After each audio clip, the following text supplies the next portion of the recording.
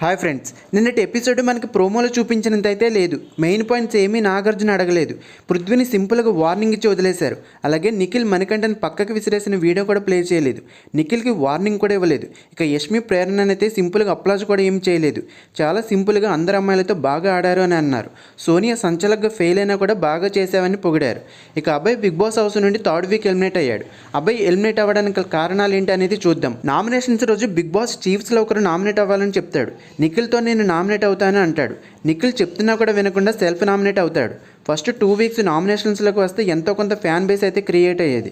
నామినేషన్స్లో రాకపోవడం, self nominate అవ్వడం, పైగా ఇతనికి ఫ్యాన్ బేస్ లేకపోవడం ఎలిమినేట్ అవ్వడానికి ఒక కారణం.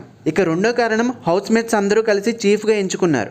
కానీ ప్రభావతి టాస్క్లో తన క్లాన్లో ఉన్న టీం మెంబర్స్ని సరిగ్గా హ్యాండిల్ చేయలేకపోవడం, ఆపోజిట్ టీం వాళ్ళు ఎగ్స్ని తీసుకుని వెళ్ళిపోతున్నా ఎగ్స్ ప్రొటెక్ట్ చేయకపోవడం, అందరూ గేమ్ ఆడుతుంటే గేమ్ ఆడకుండా సైలెంట్గా పక్కన కూర్చోవడం, అంతేకాకుండా బిగ్ బాస్ని ఇష్టం వచ్చినట్లు తిట్టడం, బిగ్ బాస్ను బయాస్డ్ బాస్ అనడం, బిగ్ బాస్ని మెంటల్ గాడు అనడం, ఇవన్నీ ఎలిమినేషన్కు ఒక కారణం. కొంతమంది బిగ్ బాస్ని తిట్టినందుకు అభయ్ని ఎలిమినేట్ చేశారని అంటున్నారు. కానీ ఇతనికి అఫీషియల్ ఓటింగ్లో అందరికంటే తక్కువ ఓట్స్ రావడం వల్లనే ఎలిమినేట్ చేశారు.